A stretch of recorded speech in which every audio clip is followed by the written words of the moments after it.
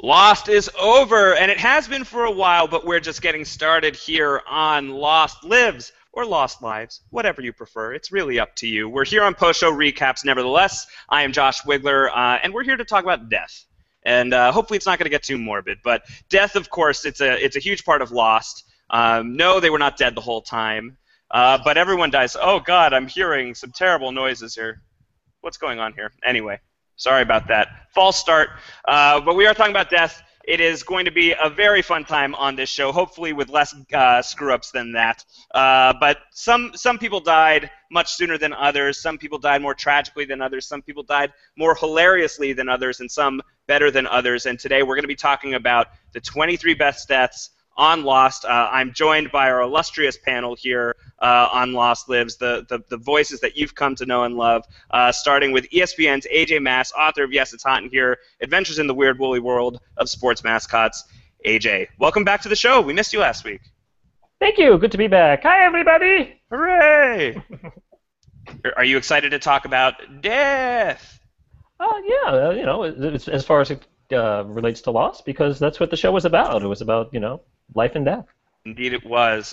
Speaking of somebody who I talk about life and death with all of the time, every week, it's Antonio Mazzaro, who is the co-host of The Leftovers Live here on Post-Show Recaps, as well as The Strain Live, new co-host of The Strain Live. Antonio, what's up, man? Josh, were you hearing some whispers in the background there when you came on? So. It's weird. They sounded like myself, except they weren't speaking backwards, which is what I usually have come to expect from whispers. Well, don't push the button. Or maybe you should push the button. I'm not sure. I always push the button. That's good. I think that's right. That's how I roll. And last but not least, also missing last week, but for a very good reason, it's Jo Garfein. How are you, Jo? I'm excellent, thank you. How are you? I'm doing well. Jo, you were doing cool things last week that Lost people would be excited to hear about. Now is your chance to brag.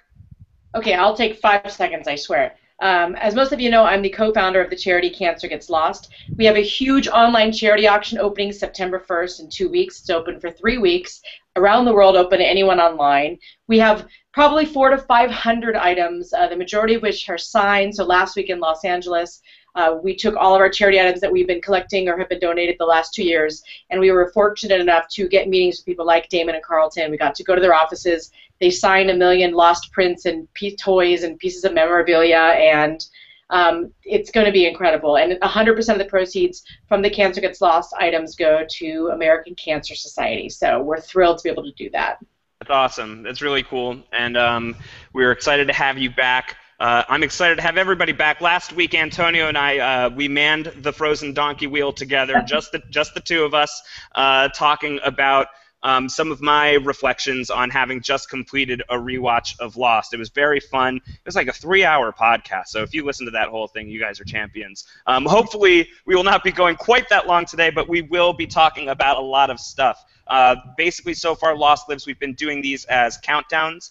We started with 4 perspectives on Lost. We moved up to 8 moments from Season 1 revisited. Then we got into 15 crazy cliffhangers. Last week was 16 takeaways from a rewatch. And this week, we are doing the 23 best deaths on Lost. So we're going to be counting that down from 23 all the way to number 1. This was very difficult. This was not easy for us to pick the 23 best deaths of Lost. I think one of the great things about Lost is that lives are fragile. You lose main characters along the way. You lose small characters along the way, and sometimes it's very heavy. Sometimes it's pretty light. Most of the time, it's really well executed, forgive the pun, by the writers of the show. They do a really, really good job with it, and so there's just so many to choose from that narrowing it down to 23 was tough. It was not easy. So there's definitely going to be some snubs on the list. I'm sure that there's going to be things that you guys don't agree with. But I'll say that, this was scientific. We took your picks. You guys submitted your picks. We pulled our picks together. We got some others from some friends. We consulted with Jacob. We plugged everything into the Valenzetti equation. I'm not even sure if that's really how it works. This is the list of 23 that we got. So it's super scientific, by which I mean it's not scientific at all. It's totally subjective. These things always are. So if you disagree with our list, that's totally fine. You are more than entitled to leave your lists in the comments section of the post-show recaps page or on YouTube. And of course, if you like what we're doing here, please just subscribe. We are going to be here as often as possible as we kind of do this big ramp up towards the 10th anniversary of the the Lost series premiere. That's on September 22nd. So we're going to try and have a Lost podcast for you every week, except next week. We will not be here next week, but that's for a very good reason, and we'll tell you all about that at the very end of this podcast. So let's just get into it. What do you say, guys? Should we start this list? Should we start this countdown? Let's shoot an arrow into it, shall we? Let's shoot an arrow into it, and maybe a flaming arrow, because 23, kicking off our list, is a guy we saw a lot of in your submissions, and I know it's one that puts a smile on my face and on my co-host's face. Frogurt. Poor Frogurt. AJ, I think this was in like your top 10 of the deaths that you sent to me. Why do you love the Frogurt death so much? I love the Frogurt death so much because it is so perfectly ironic the way they do it, and it's telegraphed. It's almost telegraphed a mile away as that incoming, but it's just so perfectly done. I mean, here we have a character who's kind of the anti-Hurley of the show. He's kind of like, everyone loves Hurley, everyone hates Frogurt, and he's just having a conniption and screaming at everybody and calling them out, and you can't even make a fire. And just as he says that, incoming and a flaming arrow right in the chest, and it's just the perfect way of doing something surprising and ironic, and really it not all death has to be sad, and I think there are a lot of people who are applauding at the fact that Frogurt was no longer with us. I kind of liked him as a character just because he was that kind of foil for Hurley that we didn't have, but yeah, it was delightful. I think one of the funny things about it, too, is that Frogurt is just like one of those running gags. You just keep hearing about Frogurt. Joe, do you remember the first time we hear about Frogurt on the show? I think I do. It was in Season 1, wasn't it? I don't know if it's Season 1 or if it's Season 2 in the Bernard and Rose episode. SOS Season 2. And Bernard, he's going to build the SOS message, and Rose is like, who's going to help you do this? And he's listing off all of the people that are going to help him, and he says, Frogurt. And Rose goes, Frogurt? Yeah, the guy who makes frozen yogurt. I loved that even that early on, like, when they didn't show you the red shirts, at least like you knew about them. I don't think that anybody could spot Steve or Scott off of the street, but you knew the names of the red shirts, and I think that was one thing that was just really hilarious, was to be talking up this Frogurt character for all these seasons, and then basically just to kick off Season 5 with the death of this total joke of a character. And he was in the webisodes too. He was in 1 to 2 of the webisodes, so they used him more. Yeah, he was amazing, and played by a great character. Sean Whalen, I believe, is the name of the actor, who's always just this fun little character actor in everything. He has a great role in That Thing You Do. I don't know if you guys are fans of the Oneaters, but I am. So I was really happy with that casting too. But yeah, just flaming arrow to Frogurt's chest was just a lovely thing. Antonio, do you have any remembrances of Frogurt? Yeah, it's pretty funny because I remember the first time I heard about him was on like the official Lost podcast, which is when I was first getting into podcasting, as I've said here. I think Damon and Carlton mentioned, oh, you're going to hear about this guy named Frogurt, and he's going to be really kind of, fun to watch, so keep your eyes peeled. And then you kept your eyes peeled, and you never saw him. Like, he never showed up. And then Bernard kind of mentions him, like you guys are saying, but you still don't see him, and you still don't see him, and you still don't see him, and then he pops up a little bit, and I think, as Joe rightly pointed out, I think he almost popped up more on the webisodes than he did on the regular series. But he obviously was a great thorn in Hurley's side and just couldn't stand Hurley. And then, just a great ending right as he's in the middle of a rant. So it was really kind of a funny, I think, shout-out to the fans that they hear this character that we'd almost talked about more than we'd seen, and he just gets greased like that. It was pretty great. And I also really like the time travel aspect that's present in his death. They're jumping around, and then all of a sudden you're not even sure at that point, exactly when or where they are. Or, yeah, you don't know where they are. Yeah, who's involved. So it's actually really kind of interesting on that level, too. And it is a funny one, as AJ you pointed out, that not all of the deaths on Lost are super serious or super brutal or super tragic, and it's not like, I hesitate to say funny because the guy's getting shot in the chest with a flaming arrow, but there is just something so sudden and extreme about it that you do kind of laugh. At the same time, it's Frogurt is the first one to go, but this is really kind of the wiping out of all of the other oceanic people that weren't main characters. This is basically where everyone who isn't, Sawyer or Rose and Bernard, who's still left over on the island, or Jin, this is basically where they all die. Sure. It's pretty rough. Yeah, it's good. It's good to start a purge of sorts of your character base and kick it off in a way that is unexpected and yet with a little sense of humor. So maybe you're not even expecting there to be more deaths at that point. It's kind of a classic slow play misdirect. And Josh, I can't remember. Does he pop up in the Flash Sideways later too? Yes. Yeah, he absolutely does. On the plane. Yeah, just being goofy. Yeah, just being I think he's a jerk to Hurley. Shocker. Yeah. Some things never change. Yeah. What else is new? Even in the afterlife. Well, I was gonna say, I wonder if Frogurt was still on the island as one of the Whispers with Michael. It seems like he would have some unresolved anger issues to work through down there. But it seems like he made it to the Flash Sideways. So at least he's not there to bother Hurley too much in the real world. I think we've just officially talked about Frogurt more in this podcast than he actually had screen time in the series. I think that's probably true. So why don't we say we've eaten our fill of Frogurt, and let's move on to 22. Moving on to 22 is another man, if you will, who we lost in season 1, but really stuck with us through the rest of the series, is sort of the first real face of villainy that we had on this show. True villainy, true adversity. And it is, of course, Ethan Rom clocking in at 22. And Antonio, I know that this is one that you are fond of. Yeah, other man himself, Ethan Rom. I think his name's William Mapother, the actor. Is that correct? He's Tom Cruise's cousin. Tom Cruise's cousin is from my beloved Kentucky, so I would be ashamed if I didn't remember and know those details.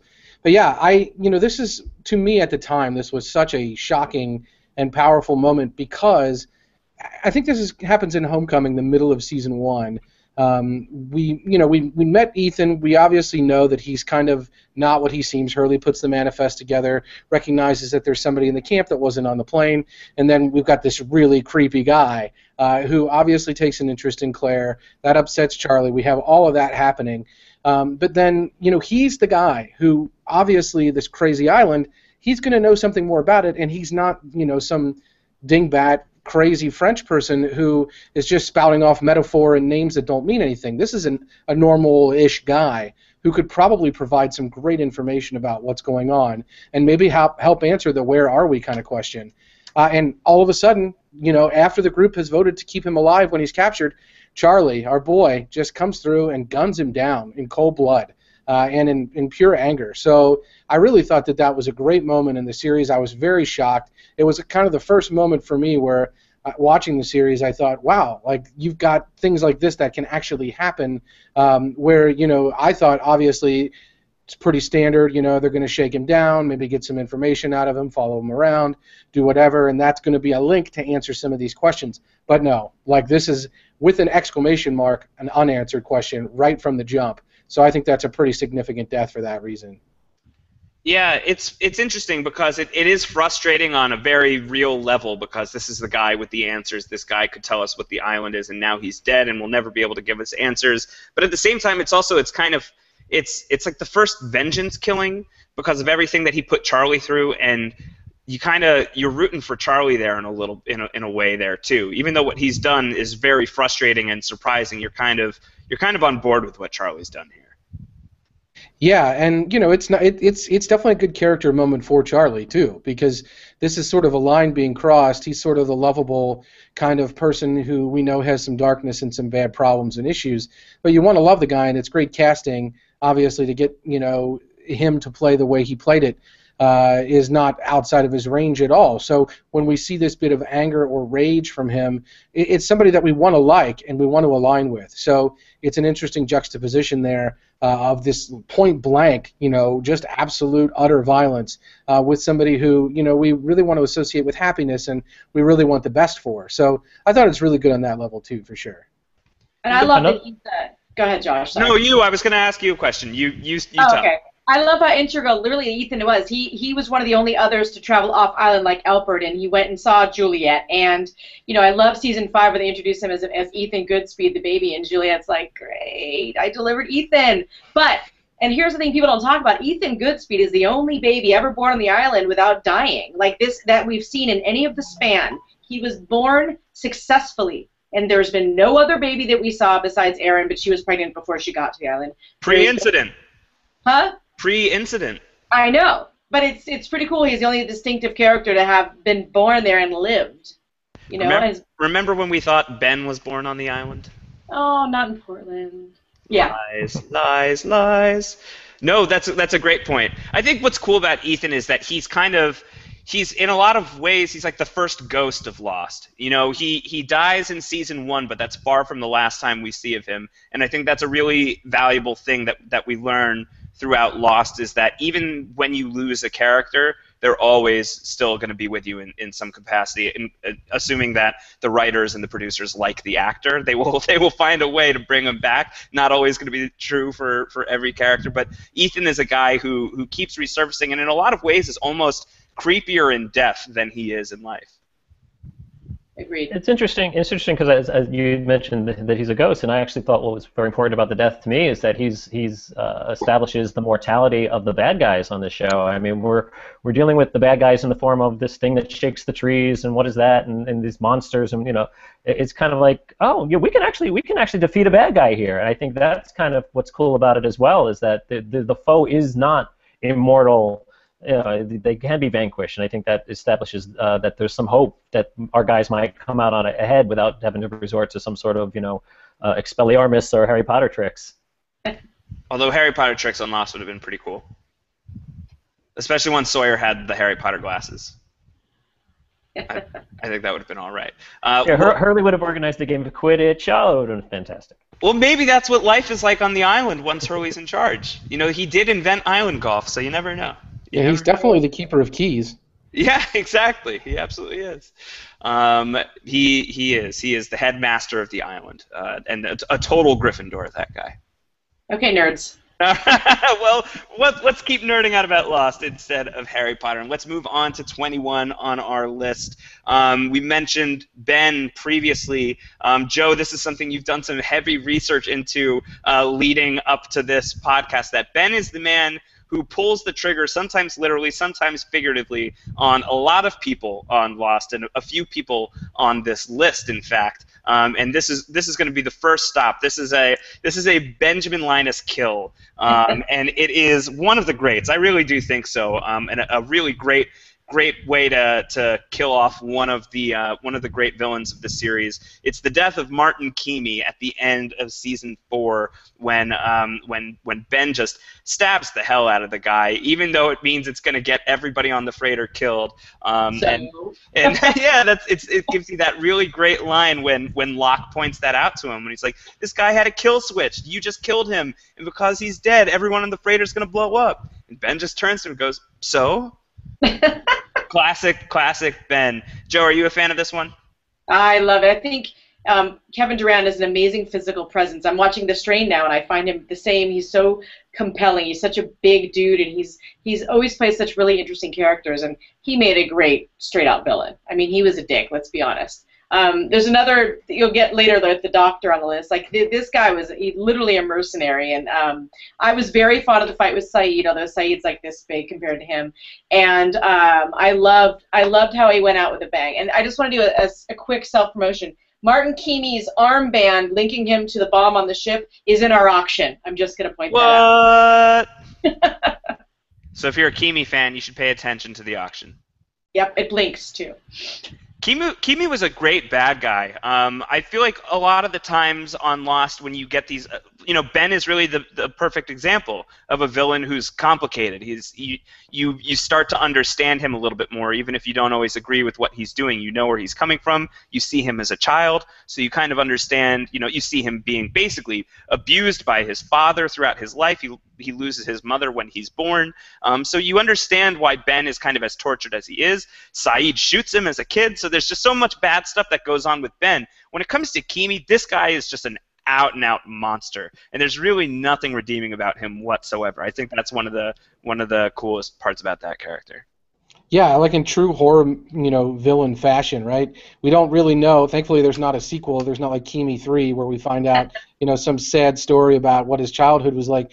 And we get this moment, Joe mentions the fight with Saeed. He gets stabbed in the back. I think Richard Alpert then proceeds to shoot him And then he's still alive, and he starts monologuing to Ben about being glad, taunting him about killing Alex, which is such a great villain thing to do. You put all those three things together when he finally gets his moment, and the fact, Josh, that you've mentioned that it's brought about by Ben, fully cognizant of what will happen with the kill switch that's on his arm, it's perfect. I mean, it's just a great, great death, considering what the guy had been through and how he behaved as a result of it. You had to, I remember wondering, like, what do you got to do to kill this guy?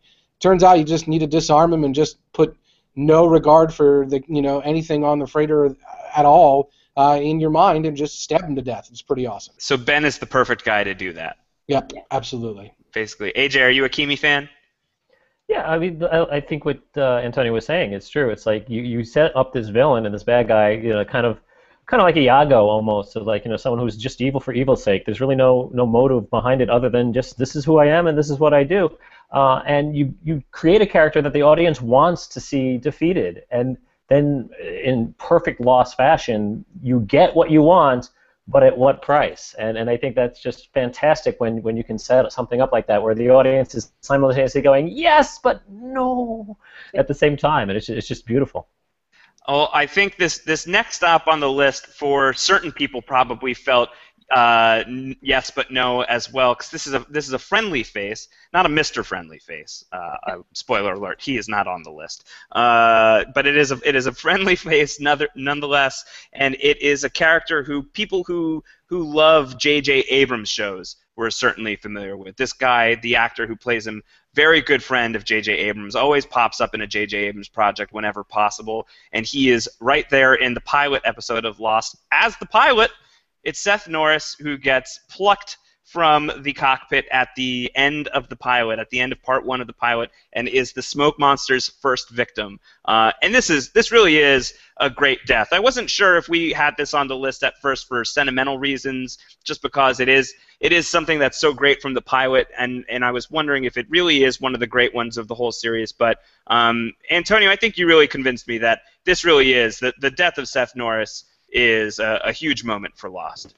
Yeah, you talk about raising the stakes, right? I mean, if you're watching the pilot for the first time and you're not sure about, what the rules of this show are going to be, or how, jeopardized the characters are going to be throughout, or by what, all of those questions are answered with a giant WTF, and you're in really bad shape if you're worried about that sort of thing because of the death of Seth Norris, because of what we see happen and what we don't see happen, right? We don't exactly know. It's more about what we hear and then what we see in the aftermath. Not only is this something that had the force to lift him into the air to end up on a bed of trees, but it's something that really just kind of destroyed him physically, and we heard the noises. So, I mean, I don't know, is it a construction crane? Like, is it a giant elephant? Like, we have no idea at that point what it is. So, even in that moment, it's a huge, huge deal for the course of the pilot and the course of the series. And then when you add the extra impact of later finding out that it was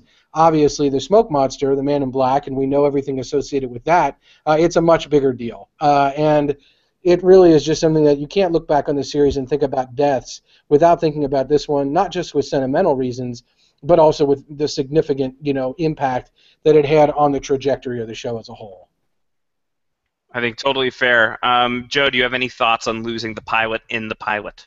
I love Greg Grunberg. I love Alias. So I was laughing until he was destroyed. Alias is a show about a spy.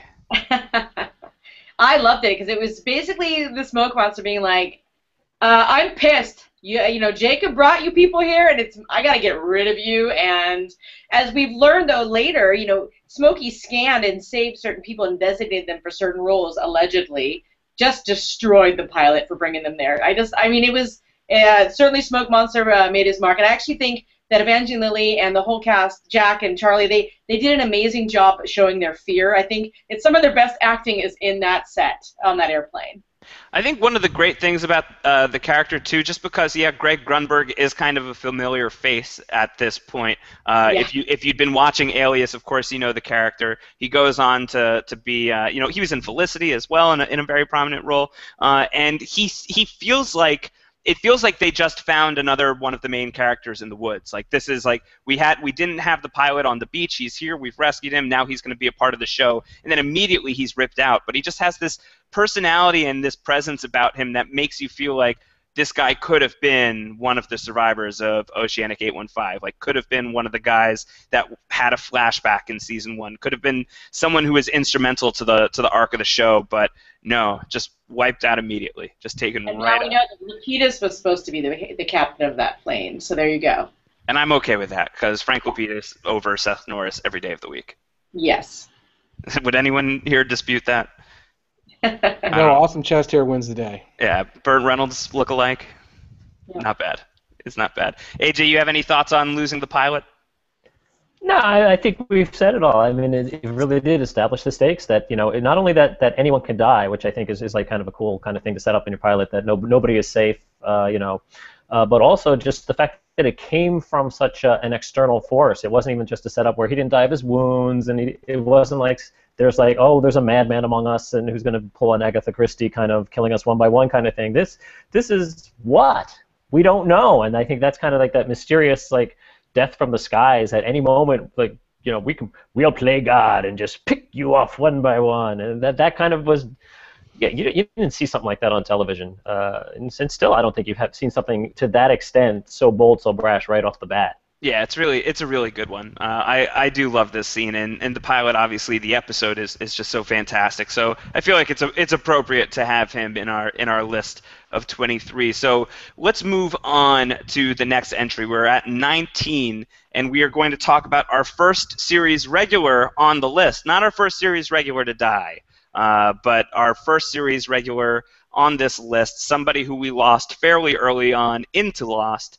Not the most popular character out there, I don't think it would be a stretch to say, but her death was nonetheless, I think, a really big shock, and the way in which it happens is a really big surprise, especially for what it means for the Taily storyline as they start to get introduced. It's the death of Shannon at the hands of Ana Lucia. At the end of Shannon's, air quotes, long-awaited flashback episode, which I was really surprised by, that they would kill her off in her own flashback episode. But that kind of almost becomes a trend. Like once you see that people have flashback episodes and you think that they might be close to death's door, that's where you should be worried about your characters. And I think that this is sort of the first one that sort of starts to teach you that lesson. But Joe, I know you're not a big Shannon fan, but are you a fan of the Shannon death? Absolutely, primarily because of Ana Lucia, and I just thought, Michelle Rodriguez, besides Matthew Fox, it's arguably Michelle Rodriguez is the biggest name to come to Lost, and so their expectations, and a lot of people didn't like her because she was angry, and I'm glad they got to her backstory, but I found this Shannon thing interesting. We got like 2 Shannon flashbacks before she died, I think, 2 episodes. She's in the it's not her flashback in the Boone episode, Hearts and Minds, but she pops up there, and she obviously pops up in the finale. She has some flashback portions. And people who love her, my charity partner included, it's his favorite character on Earth. I'll never understand why. Shannon is his favorite character? Jay loves Shannon. Has her inhaler from the auction, and she signed it for him. Oh anyway, my gosh. Some people collect things. I feel like people say, oh, well, they tried to make her super, people hated her, but they tried to make her a human with her backstory. I didn't think it helped at all. I had no problem with the character being killed off. No offense to Maggie Grace. I just was fine with it, and I thought it added a really interesting dynamic having a tail section person accidentally shoot her, and then what we find out later about Ana Lucia is obviously a gun-happy person. But I never liked Shannon. I'm not going to hide it. I had no problem with his death. AJ or Antonio, do either of you guys have a higher opinion of Shannon? Lower. No. Lower, says Antonio. Nice. Lower, for all the reasons stated? Yeah, I mean, Joe's right on point, and the Ana Lucia connection is really the only thing I liked about the death, besides the fact that it happened. I just didn't really have anything to say about Shannon. Didn't think she brought much to the table. Didn't like the connection with Saeed. None of it was working for me. The stuff with Walt was intriguing, but that could have been anybody. The fact that it adds to Ana Lucia makes it valuable in the context of the show. But as far as the death goes, this wouldn't have made my top 23. AJ, Agreed. Same with you? Yeah, I agree. I mean, it's not even memorable to me, other than the fact that I knew that after that I didn't have to see her anymore. Um, I love I you will say, guys. and even that they flashbacks. But I will at least touch on the fact that if it gave us that kind of harbinger of we show you your backstory and then you die, which has followed on into reality television, whereas you're watching these competition shows and there's a character who's been almost invisible for like the first 6 weeks of the show, and suddenly you're seeing them and you're hearing about their family. They're eliminated that week. So if this started that trend and that cliche, then okay, I'll use that as my justification for it being on the list. Well, see you later, Shannon. You are no longer in my light sticks. But it was sad. It was a sad moment for Saeed, I think, is another thing. Is it just Don't get it? me started on Saeed and the church and Shannon Oh showing no! up. Listen, you and I are not going to disagree on that. I don't. I would be hard pressed to find anyone who would disagree on. I guess maybe your Just partner on Jay. the cancer charity would Yeah. be would probably disagree. But Shannon and Saeed winding up together in the afterlife is bogus. Bogus, bogus, bogus. I agree with that. I guess Nadia is my life, except until the moment where I have to choose who is my life. it's Sorry. it's You're bad. killing It's not great. It's not great. I almost think I think that the Nadia death is sadder than what Thank happens to you. Shannon for sure. And I think in an alternate universe, she is on this list instead of Shannon, but unfortunately she is not. It is Shannon who is here in the 19th spot. But I think that there's something to be said about being, I don't know, losing an extraneous character and almost being happy about it. It's thinning the herd a little bit and bearing down and focusing up on the characters that you are more excited to see. I think losing Shannon and Boone, I feel like it's the writers kind of addressing maybe some characters that are not working out so well. And they do that with certain characters throughout the show. So I think there's some value to that as well. So let's move on to 18, and this one's a little bit of a weird one. This one actually Joe teased a little bit earlier as we were talking about the death of Kimi, which is appropriate because this guy's death was all out of sorts in terms of timing. Timing was very weird on this one, and I think that's the big reason why this is on the list, is the death of Dr. Ray on the freighter in season 4. AJ, do you remember what you were thinking, like when this body washes ashore, yet he's not dead on the boat? Like, were you as befuddled by this as I was when I saw it the first time? Well, certainly, I wasn't sure what direction they were taking it in, but knowing that there's this whole time, I love time travel stories, and just the fact that this existed as a puzzle to figure out, and when you figure, when you kind of like put two and two together, I think I was like, okay, he's dead, but he's not, and we learned about a time lag. I don't remember exactly when in the story we learned about there was a time difference between the freighter and the island, but just seeing him alive and knowing we saw his dead body at that point creates a really cool like closet, bubble mystery for us to every time we see him, like, is now the moment he dies? Is now, how does he die? And it's one that that they probably have to resolve very quickly. So it's not going to be like a 4 seasons down the line we're finally going to see this guy die kind of thing. Almost like with Charlie and Desmond saying, "Brother, you're going to die." Well, that could be any time. How long is that going to hold over him? He's a main character. This we knew, short lifespan, and I think because of that, it probably added a little extra intensity to scenes that might not have had them otherwise, because this wasn't an interesting character, really. It wasn't important Not in at any all way, an interesting character. other than the fact that we knew that he was a dead man walking. And I think that was just kind of cool to see. How long are they going to drag it out? How long can they drag it out? And are they going to play with it? Are they going to like put him in situations where, now, oh no, not now, oh no, oh not now. So I mean, every time he came on the screen at that point, I'm like, is he going to die? Yeah, I think that's really it. I think it's the fact that this guy was a dead man walking, exactly as you said, and I think the fact that it's playing with the time travel component. And Season 4 is really setting that up for Season 5 in so many interesting ways. And as I said on last week's podcast, I think Season 5, people really, if there's one season that I would recommend to go back and revisit, it's Season 5, just because of how experimental and airtight it really is. It's so rock solid, and I don't think that stuff is as effective or as possible without things like the death of Dr. Ray, where you realize that time is really wonky when it comes to the Lost Island. And Joe, I know that you're a big fan of the time travel stuff on Lost as well. Were you a big fan of the Dr. Ray death? I was, but it wasn't on my list. I mean, I like what you guys said. It designated the shape of things to come in terms of the time travel, but it wasn't significant to me. But I was, when he showed up dead, I wasn't sure it was Kimia. It could have been Saeed or Desmond because they were on the boat too. Yeah, that's true, because it was like, who did it? Right. Who done it? It's probably somebody we know. So that was another cool aspect of it. Antonio, do you have anything on Dr. Ray? No, I mean I just love how badass Kimi is in the moment. So makes it totally memorable on that level for sure. Kimi's crazy. Yeah. Kimi's a great guy. Sorry, Doc. He makes great eggs.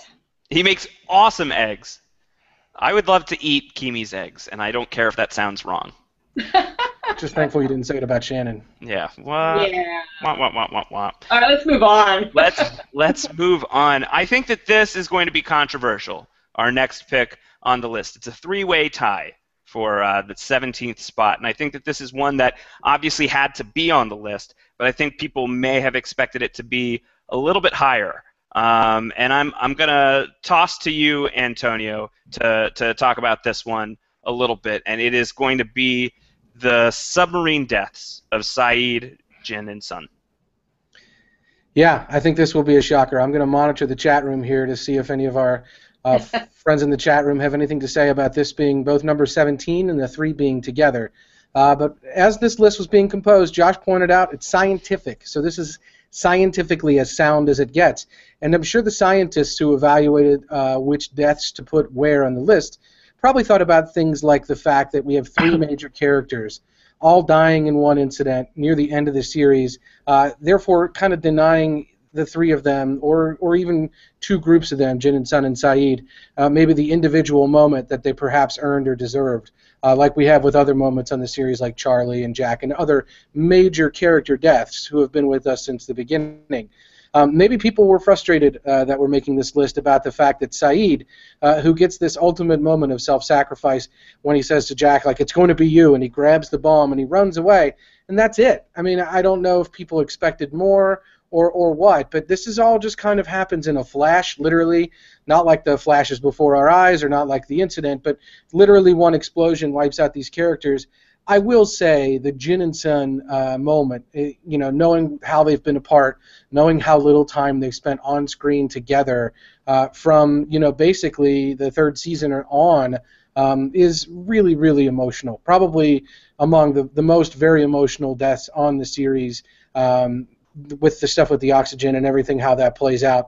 I think that gets a lot of good service, but it really is just a shame that it's lumped in with Saeed's death, and these 2 things happen together in such a way that I don't know that you really feel the way you should feel about each one of them individually, because both of them have happened. I'll be interested to see what other people have to say about this.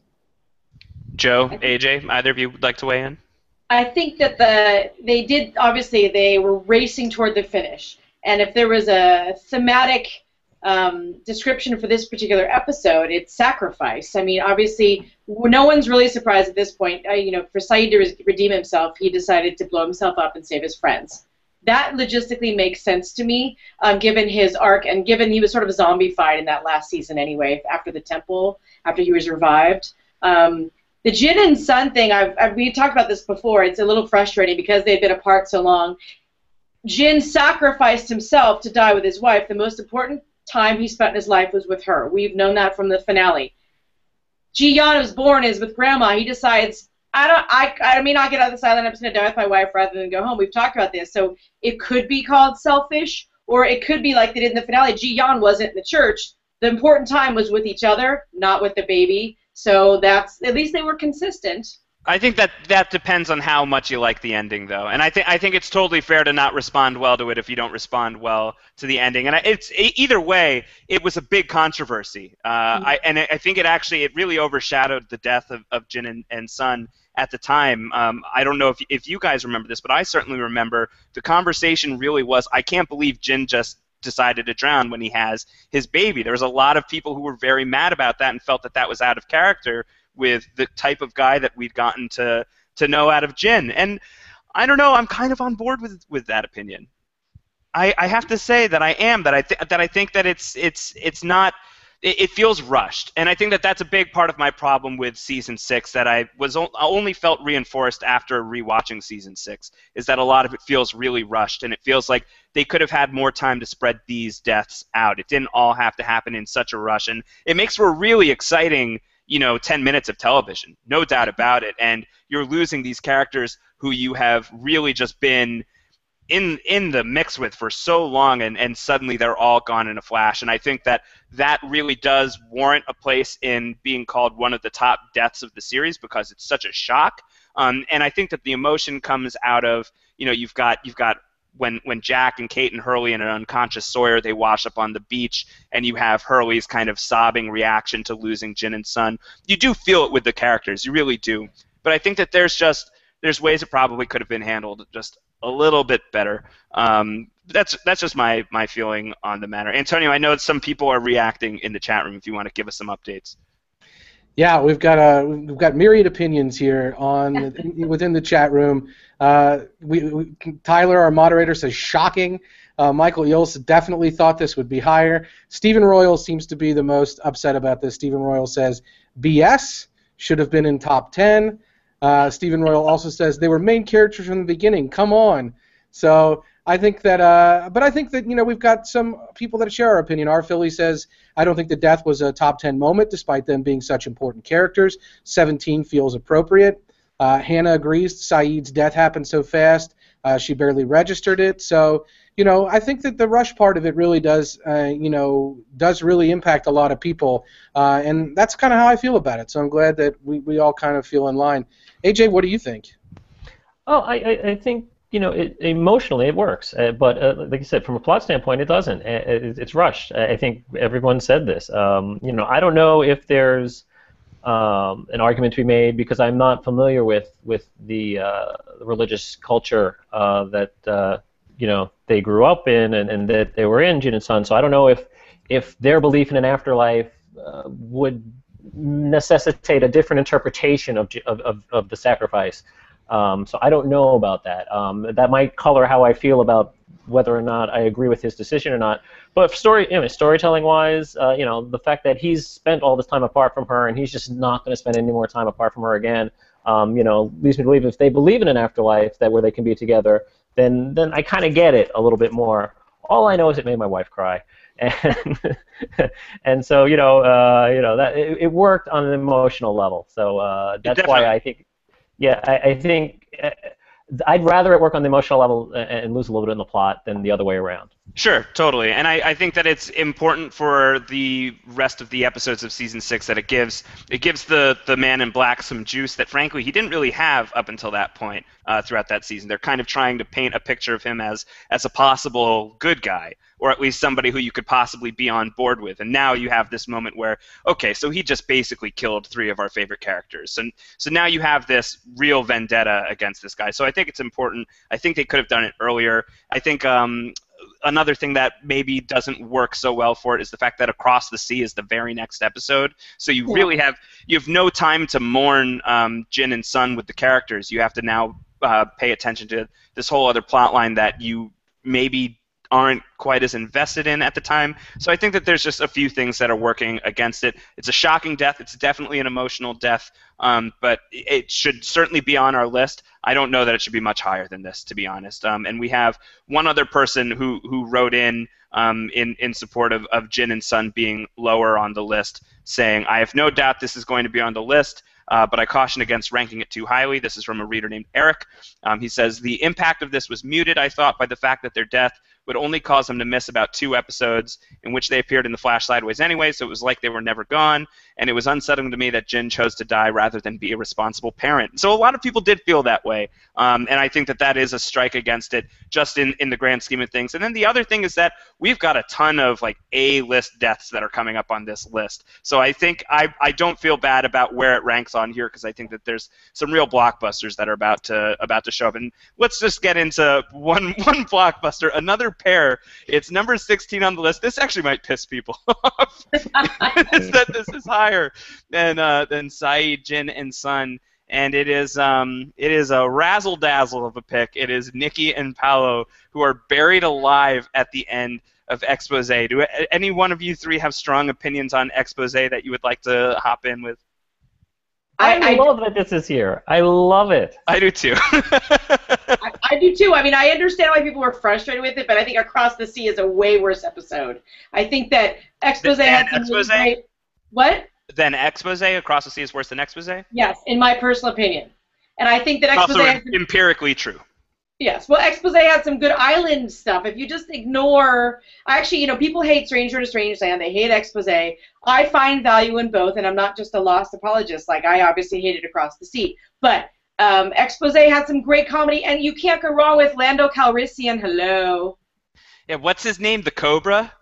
Dude, Lashad. Lashad. But he turns out to be the Cobra. He does, yes. Sorry, girls. Yeah, the whole concept of Expose as a show within Lost is just fantastic. And you know, speaking of make goods, like if killing Shannon and killing Boone is the writers kind of addressing that maybe we have some more characters than we need, maybe these characters aren't working as well as we want. This is the best example of that by far. Is giving Nikki and Paolo, these two red shirts who emerged as part of the background of Oceanic 815, not really working with the audience, just wiping them right off the page as quickly as humanly possible. And to do it in a way where now he doesn't know it, but Hurley has buried two people alive is just so sick in such a delightful way. It really is. And remember, they filmed this long before there was audience response to them integrating Nikki and Paolo, so they knew, the producers and writers knew it wasn't working. They made the decision to kill them off long before the audience even met them. So that's something that they said at Paley Fest back in spring. Yeah. And they did when Damon and Carlton and some of the cast members they reunited on stage at Paley Fest in Los Angeles. I think it was March. And they said that they were watching the scenes with Nikki and Paolo come in on the edits, and they're like, oh no, this is not going to go over well. We should do something about that. And thus Expose was born, and it's so funny. It's such a funny episode. It's such a good episode. And I think maybe it will play better now for the people who didn't like it now that Lost is over, and you can go back and you can just Netflix random episodes here and there whenever you're in the mood. I think Expose is just a great hour of TV with some characters that we really love and just trashing on two characters that we really don't. And I think that the deaths of Nikki and Paolo are just one of the greatest instances of Lost's sense of humor. I think it's a real testament to that. Yeah, they do a great job of the retconning, of the putting them into the scenes that we know they weren't there the first time, but now we're seeing 100%. That's fantastic. And it explained one of the most pressing questions, I think, in the entire history of the Lost show is, why does Paolo spend so much time in the bathroom? And I think we all wanted to know, and they answered that question. It was just delightful. And with the Tales from the Crypt ending, it just was really a wonderful way to send off characters that in a way that they knew wasn't working, we knew wasn't working, and let's have some fun with it. Admit you made my bad. Let's send them off in a fun way. And then to never mention again, except for season 6 when Miles gets the diamonds because he can hear their thoughts, which is another really good touch. Yeah, it's very funny stuff. I'm a huge fan of the Nikki and Paolo stuff. Let's move on to 15. Unless Antonio, do you have anything to say about Nikki Paolo? No spiders. Can't stand spiders. Can't stand spiders. The Medusa spider. No, I don't want to talk about it. Don't want to think about it. Stay away from the Medusa spider. All right, let's get to 15 on the list. It is Another Other is about to bite the dust. Another really good character, I think, who dies very early on into meeting him. You know this character is going to die. You don't know how. When you find out that this character is going to die, you think that he's probably one of the good ones, but then it turns out that Goodwin is another, and he gets impaled by Ana Lucia, and it's a total flip on the story that we had come to expect from the Taily section. So 15 is Goodwin, who is a love interest for Joe's favorite character for a time. Are you a Goodwin fan, Joe? I'm not a Goodwin fan, but I thought it was... He provided some of the best scenes in terms of, like, you know, his death scene and Ben showing Juliet. Like, the whole "you're mine" thing became out of that. And I love that later we find out when the others are looking up in Otherton and they see the plane crash, Ben sends Goodwin specifically to his death. He knows. He knows. Bring me the list. Yeah, okay, that dude's toast. Get away from my blondie. Yeah, he doesn't want him getting in on what he believes is his. Send him away. And I think it's great because it gives Ana Lucia one of her best moments for sure, if not her very best moment, is her versus Goodwin. And it's also a cool twist on like the Jack and Kate story, sort of, that the Jack of this storyline turns out to be one of them. I think is really good, and just the fight scene between the two of them is incredible, and him getting skewered on that spear is kind of unforgettable.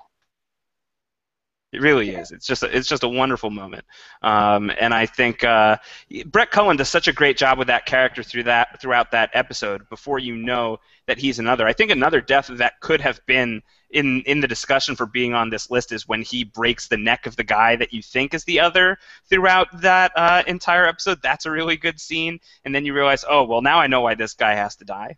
So I thought that was really fun as well. What do you think about Goodwin, Antonio? Yeah, it's great casting first and foremost. I mean, he's the kind of guy you can imagine being one of Jacob's candidates and in the Peace Corps and Juliet falling in love with him and all the things we know about Goodwin. But he's also the kind of guy that can just kill this guy, Nathan or whatever, in cold blood and then just totally pass it off and really try to go under. And then I love when Ana Lucia kind of accuses him and he just owns it right away. He's just so great at pulling that off. And yeah, the death is incredible. I love one of my favorite lines. Echo just, you haven't heard or seen much from Echo. He's just kind of this presence, and he just says his name was Goodwin. I love that. Like, I just love everything about that early part of season 2, the other 48 days, and the tailies and their whole story and how they interacted with what is essentially another kind of Ethan Rahm, another kind of weird, mysterious, vaguely creepy guy. I really thought it all worked pretty well, and like you said, hard to forget the impaling death. Pretty freaking awesome. Pretty freaking cool. Let's move right ahead to number 14 on the list, who is a character that maybe is not freaking cool for some people. I actually happen to like this guy, and this was a death that was actually much higher on the list until yesterday when Antonio talked some sense into the list with a very convincing argument. So I think I'm going to have to throw this to Antonio to kick us off. It's the first series regular that we lose on Lost. It's the death of Boone, clocking in at number 14.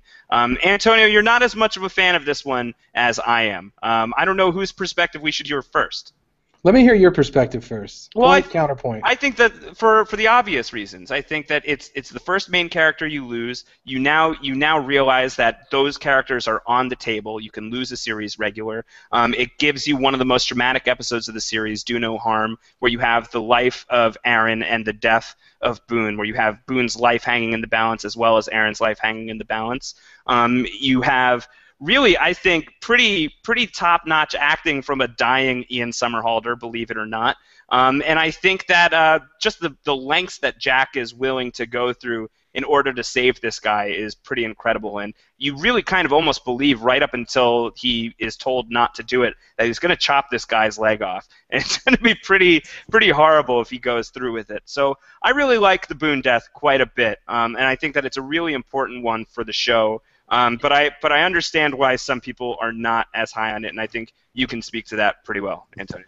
Yeah, first off, you mentioned the hangs in the balance part. I think as far as an actual death goes, we have Goodwin on the list because he gets impaled on a stake, and it's incredibly memorable the way the death happens. With Boone, it's sort of this thing where there's a transfusion, it goes wrong, is he going to live, is he not going to live, and he dies. And while that's significant because he's a main character, it ultimately, in the context of the series, I mean, other than killing a main character, which TV shows have done before and TV shows will do again, it really didn't mean a ton. I mean, yes, his death was all about Jack trying really hard. We had already kind of seen that with the agent that was with Kate and Jack's attempts there. We know Jack's bullheaded, and we already knew that. Yes, his death also turned people against Locke, which was natural to happen anyway, and the pitting of sides was already really occurring. So in some ways, it just escalated those things. I do agree that this was Boone's kind of shining moment in terms of acting, but I'm just not. I mean, when you say best deaths, I just didn't think there was anything really best about this. I mean, it belongs in the list, certainly. I'm not arguing it shouldn't be among the top 23 on the show. But in terms of the death itself, I feel like it was rather anticlimactic. I didn't really feel like it did too much to advance the story in the grand scheme of things. Maybe in the moment it felt like it did, or it felt like the stakes were raised. I honestly don't really remember that, because I remember thinking, well, he probably is going to die here. Like, if he doesn't die, it's just going to be one of those things where he almost died, so big deal. So I'm expecting him to die, and the fact that he did wasn't really a shocker, like we saw with Shannon, or like we'll see, I'm sure, elsewhere on this list with Ana Lucia and Libby. This was kind of expected in the context of the episode, so the death itself just was not that significant to me. I think you're right that it shouldn't be higher than this. I think I was higher on it than I should have been before we started talking about it. And I think that you bring up a lot of valid points. I think it's really significant to the show, though. Actually, I think that without the Boone death, you really don't get what's kind of this really epic divorce between Jack Shephard and John Locke. This is really the breaking point for those two characters. Up until this moment in Season 1, they're more or less allies. Locke has saved Jack's life back in the White Rabbit. He kind of looks at Locke like Locke's a little bit of a weirdo, but for the most part, they tend to be on the same page. And when the Boone thing happens, it's the point of no return for those two characters. So I think the death of Boone, I think, really serves that storyline in a major way. I also think it makes Boone a more interesting character in terms of him popping up once again as kind of a ghost on Lost. He's gonna emerge here and there. So I think that there's good stuff. I think that a lot of really good stuff comes out of the death of Boone, but I don't think that it deserves to be much higher than where it is. Great. Any thoughts from Joe or AJ on losing Mr. Boone? Nope. I just think it literally would have been more impactful, pun intended, if he died when the plane crashed at the bottom of the hill. I think if it had smashed him in there and we didn't elongate it with Jack trying to save him, that would have been more memorable. I agree, yeah. I really like Jack trying to save him. I think what's good about it too is up until that point, I mean, we have so few Jack Doctor moments on the show, I feel like. So I really like to savor every one that we get where he actually has to try and save somebody through his training as a doctor. And this is, some really intense major surgery that he's trying to perform on this character on the island with such little stuff, such little tools that he has, that I think I don't know, I really love Do No Harm. I think that's a fantastic episode. So maybe I'm biased. I don't know. I tend to think that this one's pretty good. But let's move on to one that I think will be one that everyone agrees should be on this list, even though if this one was frustrating for different reasons, because this is about a character nobody wants to lose, and it's the death of Mr. Echo at 13. Goodbye, sweet prince, Mr. Echo. Who was shocked when we lost Echo on the show? Everyone. Basically everybody in the universe. He's this guy who's kind of being hyped up to be the new John Locke of Lost. He seemed so important throughout Season 2, and then he's killed 5 episodes into Season 3. That's frustrating. It's tough. It's hard. But you can't argue with how he goes out, getting ripped to ribbons by the smoke monster, smashed around all over the trees, and I think when you know the full extent of the smoke monster story, certainly I think that the death of Echo is enormous. I think that it ends up being this very big pivotal point in the journey of John Locke and the journey of Lost. So I think it really does serve the story, and it's hard to imagine how Lost moves forward with Echo as a character. It's harder to picture that than it is to picture, to have Lost without Echo is easier to see than Lost with Echo. I don't really know how his trajectory fits in with the trajectory of the rest of the show. So I kind of feel like Echo dying where he does is the best thing for the show, and it kind of makes him a more exciting character that he was sort of short-lived. Who has memories of the Echo death? Well, it's significant in that it's one of the first times that Smokey flashes, and we actually, if you screen capture them like all the nerds did, you can see different parts of his life. And Smoke Monster seemed really interested in him until he disposed of him. He didn't scan that many people, and he disposed of him in such a violent manner, the manner of which we only saw previously with the pilot of 815. So you have to wonder why the Man in Black was so pissed off at Echo. Is it the faith? What is it about Echo? I know that obviously logistically Adewale wanted off the island. We didn't know that at the time. Did the actor want it off the show? We just thought they were giving us a shocking death of a beloved character.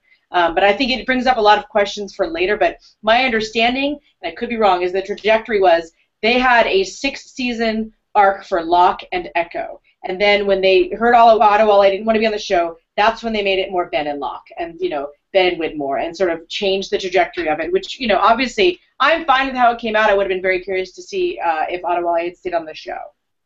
If that means, if losing Echo meant more Locke and Ben, I think I'll take that trade. Fair enough. Because Absolutely. Michael Emerson and Terry O'Quinn are just the best together. Were AJ or Antonio, were either of you big Echo fans? Do you remember how you felt when we lost this guy? I liked him. I mean, I liked him as an actor, from his Adabisi days, and like he was great. Yes, he was fantastic. And for a fan of him coming in, and I liked what he was doing with the character.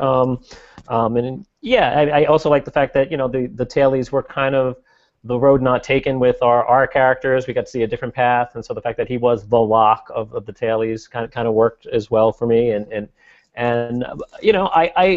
I think if you're gonna have a character that an actor not wanting to be there and you're gonna make him go out, this was the way to make him go out. I mean, I love the whole slow build to the scene where he's talking to who he thinks is his brother, Smoke Monster in his brother's form, and then the Smoke Monster just even calls him on it, oh, you think you're talking to your brother? Well, guess again, buddy. And maybe it was that he was so kind to his brother, and he was saying, oh, I'm going to make this sacrifice. This is the life I chose. Perhaps not, but it's the life that I'm living, and that I think may have pissed off the Smoke Monster, that kind of attitude of like, well, no, you shouldn't accept it. I want someone who's not going to accept his path and who wants to not be told what he can't do. And then here's someone who said, oh, this is what I had to do, and I'm doing it. And so maybe that's why he decided to bash him against that tree and drag him along and bash him to that tree. It was quite the CGI tour de force, and given the technology at the time, holds up pretty well. It was cool to see the Smoke Monster in action like that. I mean, we had seen the Smoke Monster kill characters before, but never like that. And we'll see the Smoke Monster kill characters again on Lost after what happens to Echo, of course.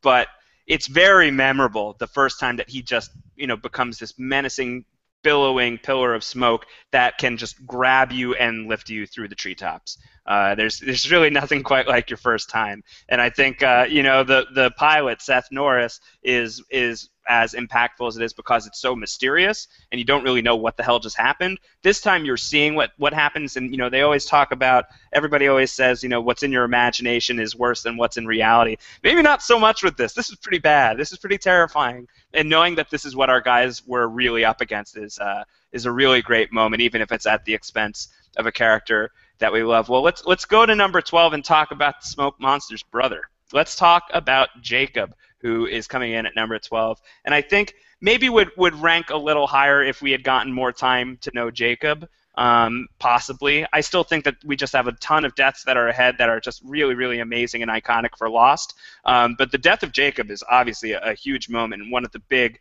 WTFs of the season 5 finale, and a really big setup for where we're going to go for the final season of the show. For me, it was just nuts that we've been hearing about this guy, Jacob, for however many seasons at that point. Several seasons, this was a guy who seemed to be super, super, super important to the mythology.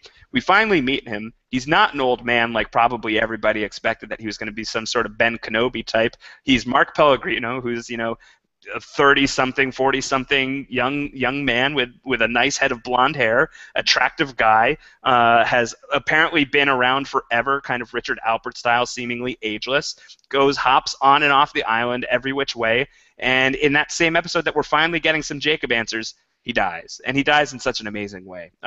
And he is killed at the hands of Ben, who just kills everybody, really. True story. What's his problem, that guy? What about you? I mean, that was obviously the icing on the cake for him. More important than how Jacob died, I think, is that the loophole was found. I mean, that's really the gist, is that, the loophole that Man in Black found Locke's body and, used Locke's body and then manipulated Ben. Boom. Otherwise, it's like, great, you kicked him in the fire. Yay. Well, just also, the psycho stab is pretty great. Yeah, totally. I also like that Jacob, as a character, which we find out later, he's this eternal optimist, right? Like he's always, he's telling the Man in Black, like it's, things always are, the Man in Black says the same things always happen, and Jacob's always optimistic about people and the ability of people to change, or the ability of people to actually be good. And I really like that we find out later in this moment where he's said to Ben, "What about you?" There's a little bit of anger in it for sure, but I really like the later reveal by Miles that his belief was that up until that moment, Jacob's belief was that he might have been wrong about Ben, and that in fact, Ben might actually be a good person. So I like that even up till the bitter end, and it was very bitter. He might have been putting more faith in Ben Linus than Ben deserved. I think once we know more about Jacob, Josh, as you point out, it probably would have been a better death had we known more about him in the moment. But once we know more about him on a second or third or fourth watch, and there's a lot more poignancy to this death that we didn't originally have, because we know Jacob is such an optimist, and we know that Jacob, even in that moment, probably still has just the tiniest bit of faith in Ben that he won't follow through and help close that loophole. And so in that regard, the death has a little bit more meaning than probably it did in the moment when it first happened. When it first happened, it was a huge WTF death, because this is Jacob. This is the guy. This is the guy we'd seen in this ridiculously weird shaking cabin with a rocking chair that we would freeze frame, each frame to determine what we could see in the cabin, and who were knowing more by reputation than anything else. It's also the double whammy of finding out that Locke is not is the Man in Black, right? Yeah. So there's that element of it too. So in the moment, it's all very mind blowing, and it's all great on that level. But I think the death, in hindsight, acquires a lot more poignancy than it had in the moment because of what we've come to learn about Jacob. Totally agreed. Let's move on from Jacob, but let's stay in the season 5 finale, and let's talk about something that's going to make Jo very sad. Jo, I want to let you handle this. The death of Juliet Burke. I mean, they dragged it out. We've talked about this. They dragged it out across a couple episodes. It was so long. It took forever. A little bit torturous, and we've talked about how they put her in a red shirt beforehand, which is like, and she'd been cast on V, so anyone who read anything on the news or Twitter knew that Liz Mitchell was not necessarily going to be a regular in season 6, so it wasn't a huge surprise, but I can appreciate Juliet's death more now in retrospect, as she served her purpose. I do strongly believe that when Smokey scanned her and Kate in that tree, back in season 3 when they were handcuffed together, that he scanned her and realized that she had a purpose. And I know it's all convoluted and BS, but that's how I theorize. And that's the beauty of Lost. You read into it. It's whatever you take out of it. So it's totally legit.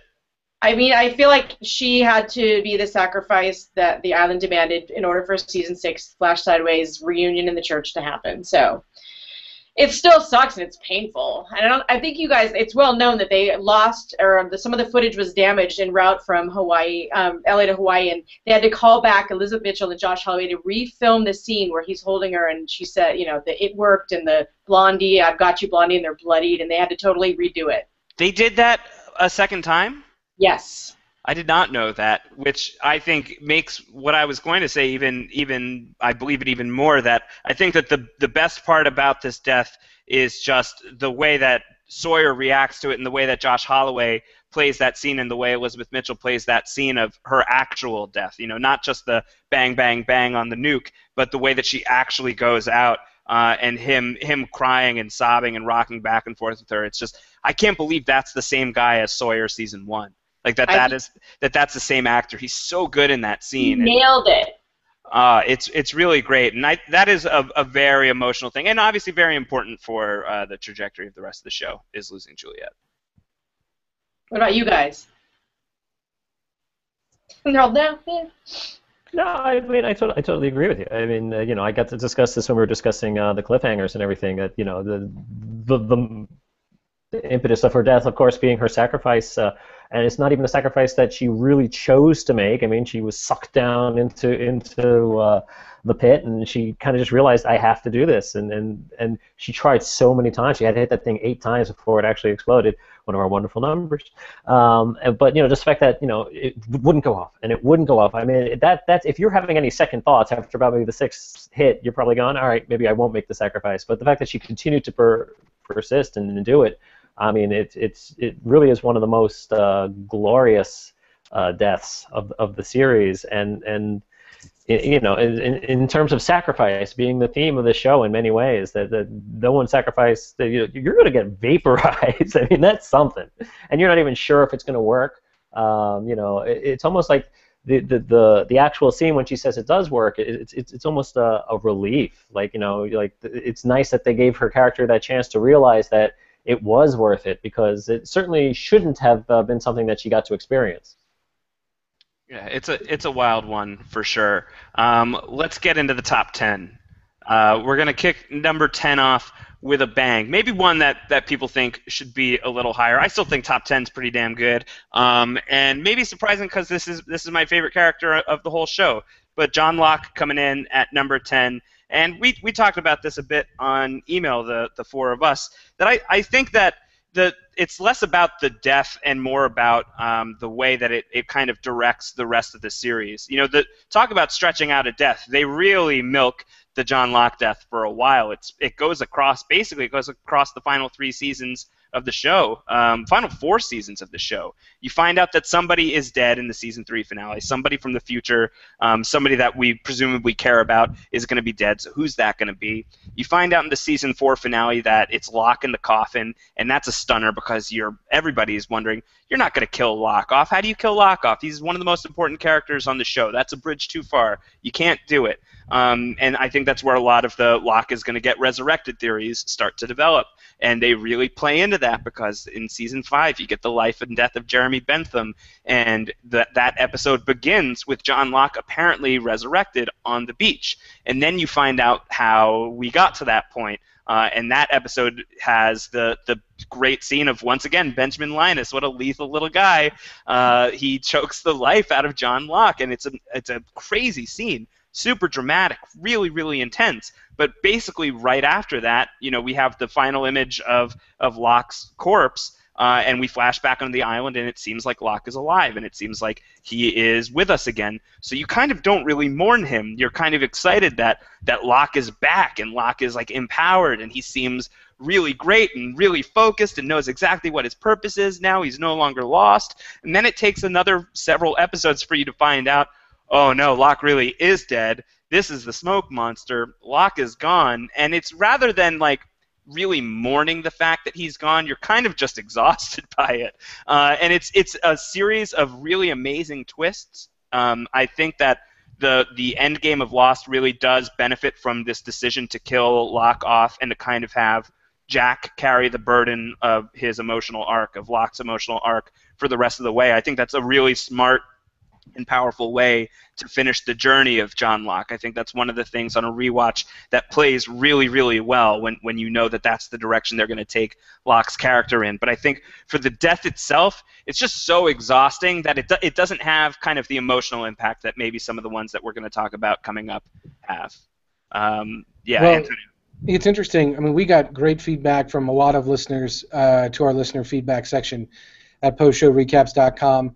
I thought our Philly had a particularly nice summation of Locke's death and saying, Locke, tragic. Faith misplaced from a man full of it. Hope unfulfilled for both he and us. R.I.P. Locke. And I think that really struck me because Locke's death to me actually is the most tragic because of where he ends up at the end of his rope, literally, in his many struggles. He's had faith all along, and he's felt and been tested with that faith, that it's been misplaced, that, maybe he shouldn't have been so faithful and so hopeful and so sure that he was connected to something and meant to do something bigger, that he's ready to kill himself. We know from the end of season 4 that he does die. So, unfortunately, the actual impact of his death is a little bit shifted from the moment of his death because we know it's coming. But in that moment, when he's in that hotel room and he's really ready to go and take his own life, which for a man like him is really, truly devastating, Ben walks in, right? And then Ben convinces him he is special all along, and really we do need you. And Locke is then Ben! Immediately the light is back on. Ben does this to him. He just manipulates John Locke so much. And poor John makes the stupid mistake of saying, oh, this lady, Eloise Hawking, and then all of a sudden it's curtains for John Locke. And that really was very tough for me emotionally because, like you, this is basically my favorite character. To know that, he met his end in such an unfulfilled way, not knowing ultimately the importance of what he was doing, to ultimately become the villain, not certainly in the form of John Locke, but in the shell of John Locke, in the flock form, was really difficult for me to stomach. Not that I don't think that it's amazing and that it's not a huge part of what makes the series so great, but it's just devastating. Terry O'Quinn is so good. Even though we know Locke's going to die, like I said, he still managed to make it surprising in that moment because he kind of came back from it, and yeah, of course, that is why, as you point out, there are a lot of resurrection theories that come right out. It's just so devastating to me because of who he was throughout and where he ended up. It's really, ultimately, in my mind, the most tragic of all the tragic deaths. This is the most tragic. If we were doing most tragic deaths, this would have been my number one. And I take a different perspective because I think that he's completely validated by the fact that he becomes Jack Shepard's fuel. I think that he fuels Jack to finish the work that Locke thought that he was supposed to do, and I think that Locke's destiny is totally accomplished through the hands of Jack. So I actually that's true, but he doesn't know it. He doesn't know it, but he wakes up to it in the end. If you look at it that way, he's very much proud of his boy Jack, and it's Jack who really kind of wakes Locke up in the sideways. So I think that you do get that moment of validation. So it is definitely tragic in the moment, but I think he's redeemed. Look at you, Josh, using season 6 to make a point. I know. I'm slowly growing up, very, very slowly. Well, why don't it's a little bit of a time crunch, so why don't we start keeping going through these, and let's talk about number 9 on the list, very close to Locke, very close to Sawyer. It's the death of the original Sawyer, Anthony Cooper, and I think that this is one of our total F yeah deaths on this list, where it's like, thank God, long time coming. Who has thoughts on the death of Anthony Cooper? Ben inadvertently led to this one, too. Ben brought the man from Tallahassee to the island, just to F with Locke's mind, and he challenged him, bring me your dad, prove that you're the one, that Jacob's right about you. And then for him to manipulate Sawyer and into putting him in the brig with him, I think the brig is a very underrated episode. Hugely underrated episode. Really good episode. As with basically every episode of season 3 after Hydra Island. I agree completely. Yeah, I think just finally getting it's one of those cool things where you connect fairly early on that the man Sawyer's hunting for is probably the same guy as Anthony Cooper, but you can never really figure out when that will pay off. How is Sawyer going to get his man? So when you see at the end of Man from Tallahassee that Anthony Cooper is on the island, I think at that point, oh, sweet, Sawyer's totally going to get to kill this guy. And it's so satisfying, which is a really gross thing to say, but it's really satisfying to see Sawyer get his man, even though it leaves Sawyer, I think he feels a little empty in it, but I think it's one of the best scenes of season 3, certainly, and I think it would be a real contender for one of the best scenes on Lost. AJ, do you have any strong feelings on the death of Mr. Cooper? The death of Mr. Cooper, I mean, it's he wasn't hung, right? He wasn't hanging with Mr. Cooper. No. Close, though. That's something different. No, I just think it does redeem the fact that I hated the whole, Ben's got a magic box kind of storyline where, we can bring you whatever you want. I hated that, and I was really disappointed that was the method that they used to bring him to the island, but well worth it in terms of how it actually ended up, and you got to see, like I said, you got that catharsis of the man who created these two characters. He basically created both of them, Locke and Sawyer, and getting his comeuppance. It was very rewarding, and to a plot twist I didn't like, and so ultimately worth it for me. What do you think, Antonio? I think I agree about the magic box stuff not really being at that point in the series. That's something that's a little bit of a tease more than anything else. However, just knowing what it means to Sawyer is a great thing. And in that respect, I don't have any problem with this being here because it really is, like you said, like an F yeah kind of thing. It's just exciting. It's a very exciting moment, and good for Sawyer, good for John, good for everybody. Let's move on to number 8 on the list, and it's a name that probably will raise some eyebrows. People probably don't know this guy by name alone. Mr. Gary Troop. Anybody? Crickets Crickets? Chirp, chirp, chirp. And the anagram is purgatory. They're Oh, totally it's nothing even to worse. this, man. It's even worse. I hear crickets. Yeah. I didn't. I don't I know. love. Is Donnie from Big Brother here making cricket sounds? I love that this is the top 10 because it really is. It's our first death as far as what we see, and it's our guy sucked into the turbine engine of the plane on the beach, and it's so out of left field and not anything you'd ever seen on a TV show. Just production value wise, you probably wouldn't have any show do this. It'd just be a guy who's lying there on the ground already. Maybe at most you get the plane, a part of the plane falling on him and crushing him or something. But just the whole sucking him in an explosion, it just came out of left field and really set the tone for, it's the centerpiece of the pilot, that opening sequence, and it's just fantastic, and it's very important because it put Lost from the get-go, hitting the ground running as you've not seen this before. Pay attention, this is something different. Yeah, and they released a book called Bad Twin, right, as part of the marketing, by author Gary Troop. I read it because I'm that type of nerd. It wasn't that memorable. It had a lot of things about like Widmore and Dharma, and I wouldn't say it was canon. Let's put it that way. Doesn't Sawyer read that on the show? I believe he does. Or at one point, at one point. I don't remember if he got to the last page or not, or was missing, or something like that. There was something. I think Jack burns the manuscript before Sawyer can finish it. Right. I think that's Bad Twin. I'm not sure. That scene definitely happens. I don't know if it's Bad Twin or not. But AJ, I think you bring up a really good point, and I feel like everybody remembers those first 10 minutes of Lost, and they're such powerful 10 minutes, and I think that they're a crucial part of why that pilot is talked about as one of the best first episodes of basically any show.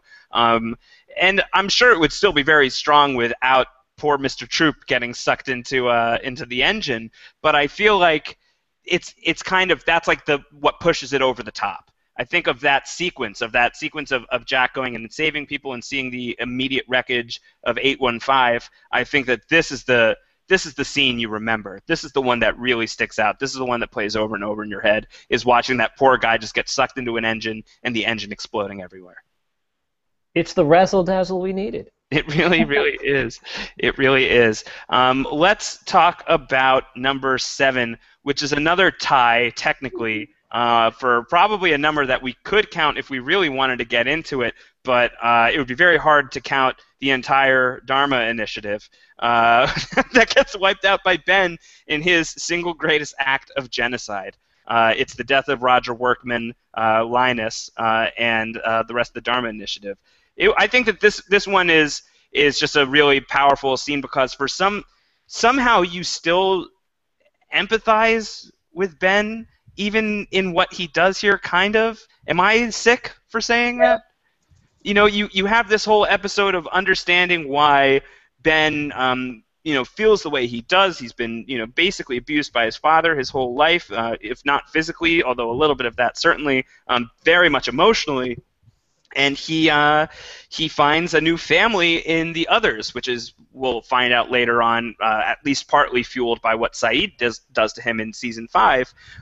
But this is it's such an extreme scene, and we know to respect the threat that Benjamin Linus poses at this point already. I think that we've seen it well enough by the fact that he's a great liar. He's willing to kill. He's willing to make hard decisions. But I don't think anybody really would have predicted that he was basically the man who, in a masterstroke, kills the Dharma initiative. They're all gone because of Ben, and that's a really powerful exclamation point to give to this character, to really just make him just this lethal little monster, is finding out that he's responsible for these characters who are no longer on the island, also kind of definitively answering that the others in the Dharma initiative are not the same. So I feel like this was an amazing moment. Yeah, and I also think what I love about it also is the brutality of the scene, just the sheer evil of Benjamin Linus in this scene, when we know from before that when Roger Workman is found, but in the van by Hurley. It's such a jovial and lighthearted scene, and Sawyer's calling him Skeletor, and his head falls off, and they're making him drink beer, and they're having all this fun with him, and it's like, yeah, it's Roger Workman, that's his name. No, you dummy, he's a workman.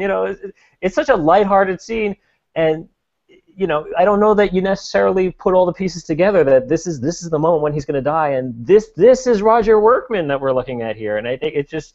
It's again, when you pull out and look at the totality of the series, it's moments like that where you can juxtapose the delight they got in finding his body into the with the gruesomeness of how he got there in the first place. It's just fantastic stuff. It's really good. It's a really great moment, and I think it tells you that Benjamin Linus is here for business. And it also, I think the very next thing you see is him shoot John Locke in the gut, right?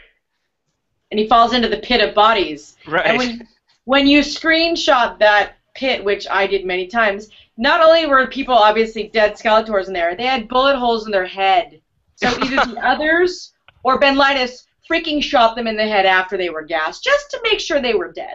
I remember the end of that episode of Man Behind the Curtain the first time watching it and just losing my mind because I actually did think that maybe they had just killed John Locke, and that was terrifying. And you believe it. You believe that he's able to do something like that after you see what he's done to the Dharma Initiative. Literally, what is one more body to the pile? And you really buy into what Ben does with Locke there. So I think that's another reason why this is such a good moment. But I think just for the whole arc of Benjamin Linus, this is obviously one of his very biggest moments, if not his biggest moment. I think is the extinction, the genocide of the Dharma Initiative. We can move on to number 6, which is another death that has close ties to Benjamin Linus that you could also say he caused, at least indirectly, right, Jo? Yeah, absolutely. So this is another one of our ties. Our final tie is the double shooting of Ana Lucia and Libby by Michael, which we covered extensively during our cliffhanger conversation. So we don't need to go into too much more detail here, other than to say that this is obviously one of the most memorable moments of the show, I think, and one of the biggest WTF moments of the show when it happened. I don't think that there's a single person whose jaw wasn't unhinged. Whether you liked Ana Lucia or not, whether you were invested in Libby or not, you were probably invested in Hurley's happiness at the very least, and you certainly would not have expected that Michael had turned in this direction. Maybe he had made some kind of deal to get his son back. His story certainly sounded fishy, but I don't think that people thought that Michael was going to turn a gun on 2 innocent people and just blow them away like that. So I think having Ana Lucia and Libby in the top 10 and this close to the top 5, I think is pretty much a no-brainer. Agreed. Yeah, I don't know if anyone has more to add about it. Yeah, my list, I would have probably separated Libby out only for reasons that we've previously talked about, namely that we'd gotten, the whole stuff with Dave and her with Hurley in the institution and not being sure, exactly what role she was going to play in that story. There's also the issue with, Desmond and the boat and all these things, where it's questionable who she's working for or with, and to have all of that kind of get ended so abruptly, and just so innocently. It wasn't something where she had a beef with Michael. She just happened to walk in where Michael had a beef with Ana Lucia. That was really unfortunate timing for her, and it was all the more shocking as a result because it's just an innocent bystander type character whose story we hadn't really fully explored yet. So for me, I understand keeping them together, and I agree with it, and I agree with the placement. It also means we can talk about more deaths on this. We can talk about more deaths, so that's never a bad deal. It's fall is coming, so death is in the air, and I think that's totally appropriate. I think for me, Libby sets separate and apart for the reasons we've already discussed. AJ, anything to add on 2 for the road?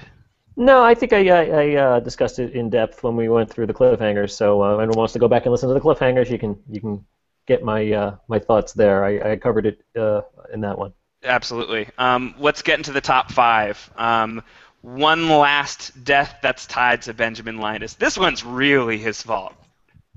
This one is he doesn't pull the trigger, but he may as well shoot his own daughter in the head. The death of Alex Rousseau, which is such a heartbreaker and such a shocker. And I've said it before on this podcast that I think the shape of things to come, this episode, it's the first episode back in season 4 after a little bit of a hiatus, after the writer's strike has ended and the writers have know that they really need to hit the ground running and get things where they need to get in order to get them through season 4 and into season 5. So they really just hit the ground going, and they waste no time. They put a bullet in poor Alex's head, and it is really, I think this is probably the defining moment for Benjamin Linus. Forget as important as the Dharma Initiative thing is, even killing Jacob, this is really the point of no return for Ben, is basically greenlighting Kimi to shoot his daughter in the head. He's so used to getting everything that he wants. He's always used to getting his way. His manipulations always work, and this time they don't work,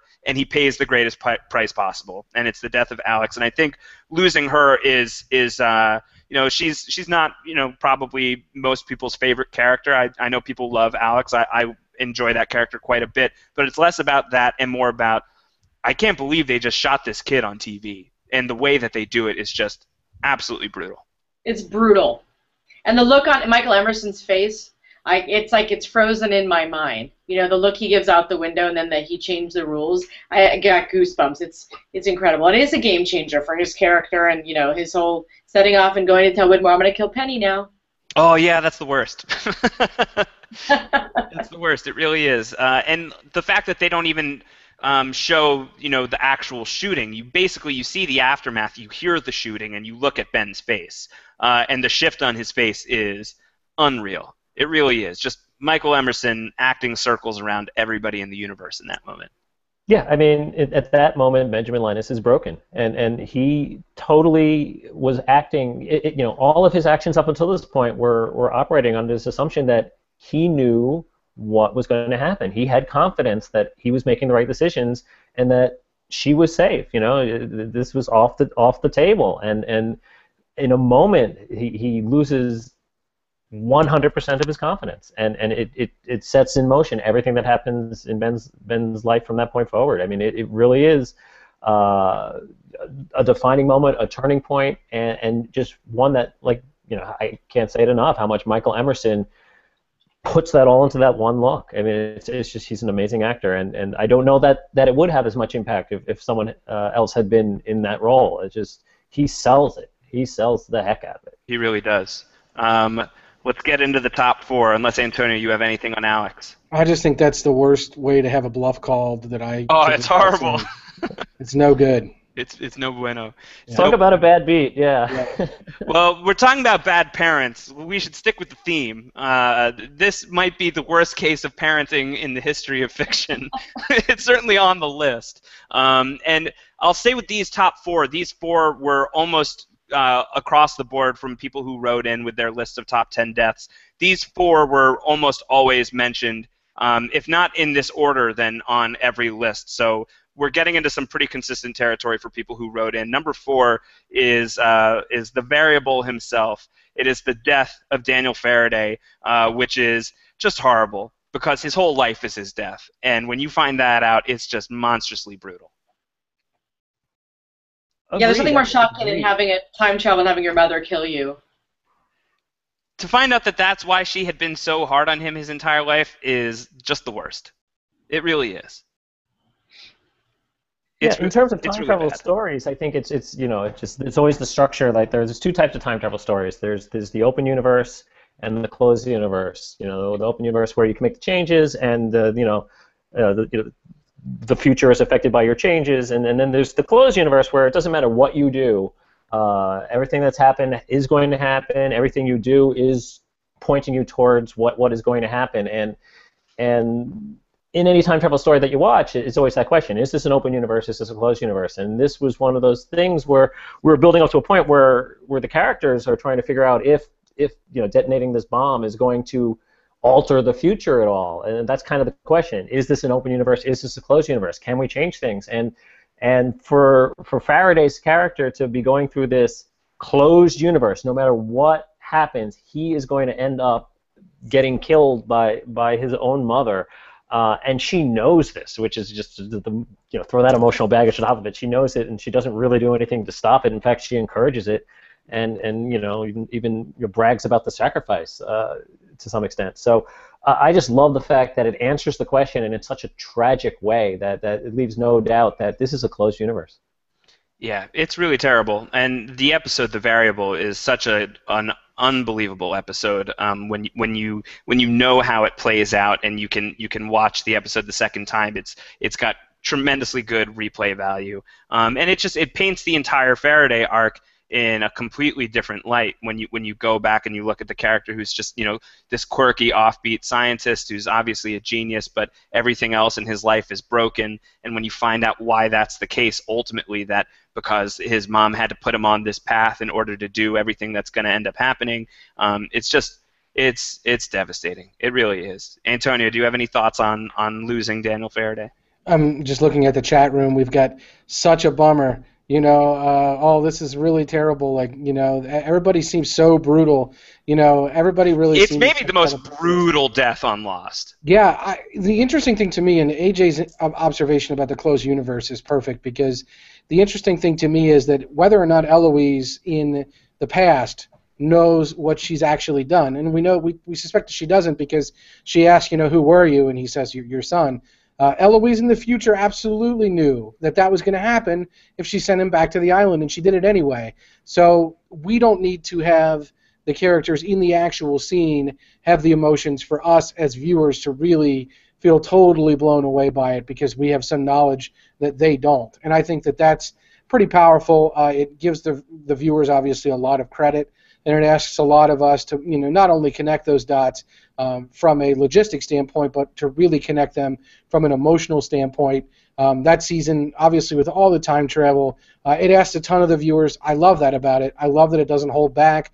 I love that it really just went there and took those chances, and it asks us to really put those things together, both logistically, like I said, and emotionally. And so in the moment, the fact that the emotion comes from stuff that happened outside the scene, it still carries a ton of weight. And I'm glad that everybody in the chat room, since there's been a lot of negative feedback, I got to tell you, about our placement of Gary Troop in the top 10, which makes me feel like there's at least one coming up in the next three that are going to let some people down. But I'm glad that everybody seems to be on the same page about this one. Well, I guess we should go on to number 3. And hey, Josh. Yeah, what's up? There's something on your shirt. What? I think you got a little piece of arst on your shirt. Oh, I've got some arst on me. Yeah. And we've got some arst in the number 3 spot on our list. If that disappoints anybody, then you guys watched a different show than I saw. The death of Dr. Leslie Arst is the funniest death in the history of Lost, by far and away. One of the most absolutely, utterly memorable scenes on Lost. Death aside, just one of the absolute funniest, greatest scenes in Lost. Anyone disappointed with the death of Dr. Arst in the top 3 watches a different show than I do, I think. I have to tell you, I just talked to Danny Roebuck yesterday. We're good friends, and I'm gonna text him after this and tell him that he made the top 3, so he'll be thrilled. Thrilled. He's great.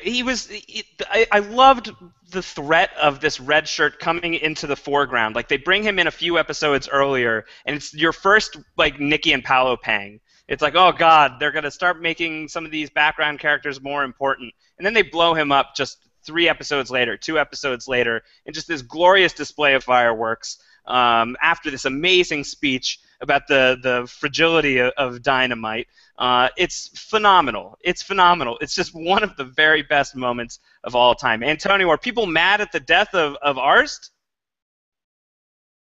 I don't think they're mad that it's on the list. I mean, I think that this does not seem to be the controversial death that Gary Troop brought to bear, or Engine Guy, as he's being referred to in the chat room. This is something our Philly says I had ours at precisely number 3. Just epic. So many people did. A ton of people did. And I definitely agree. Stephen Royal points out this is best deaths, not funniest deaths.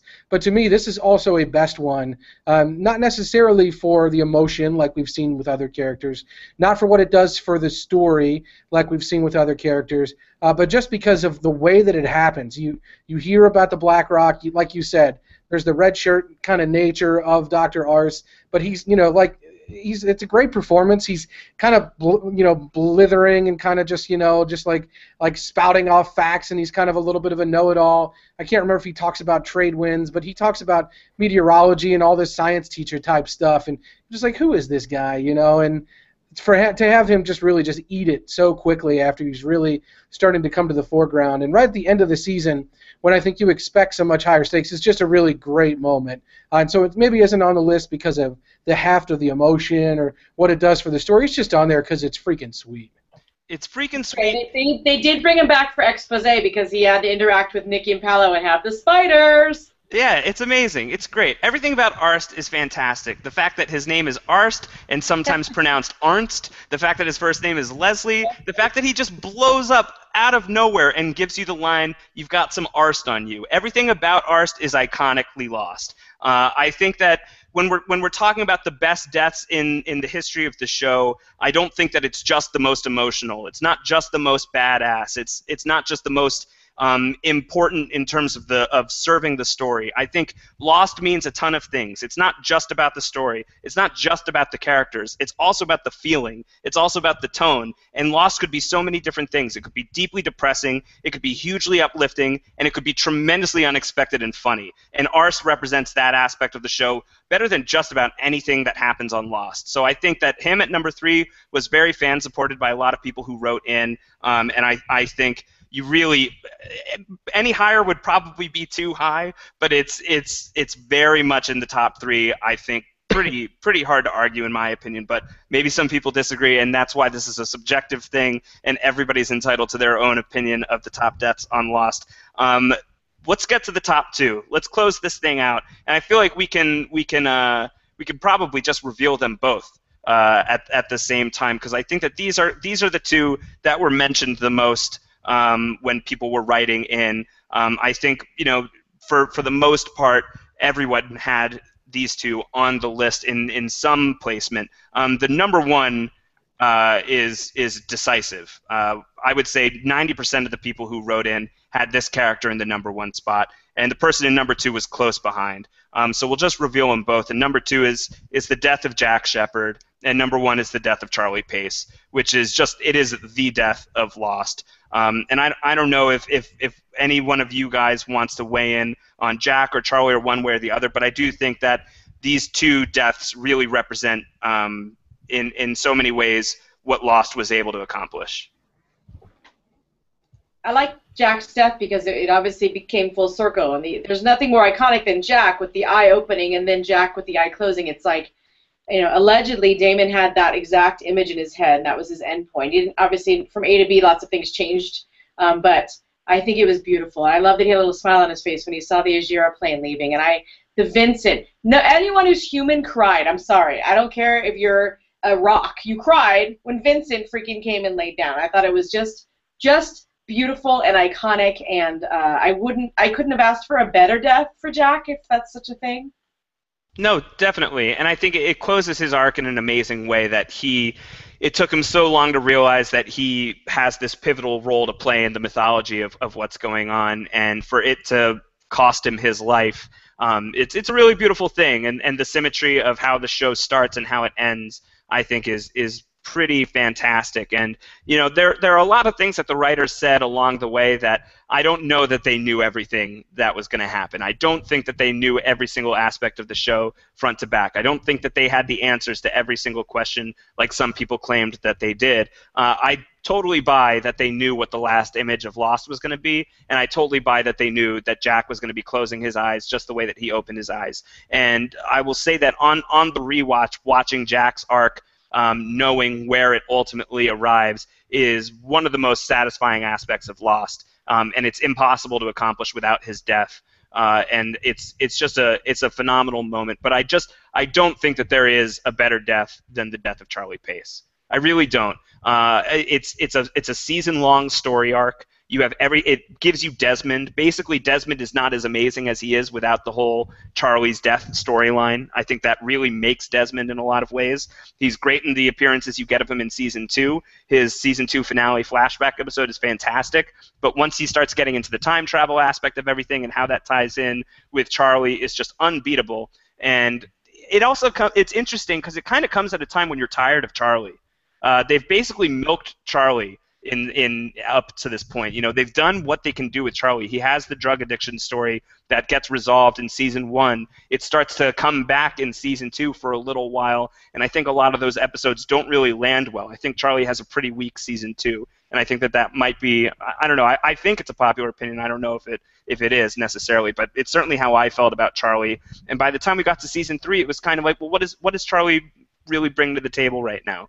And once Desmond basically threatens his life, says that you're going to die, brother, and there's nothing I can do about it, I think it gets it's tough. It's a really hard thing to hear, and you kind of don't think that Lost has the juice to go through with it.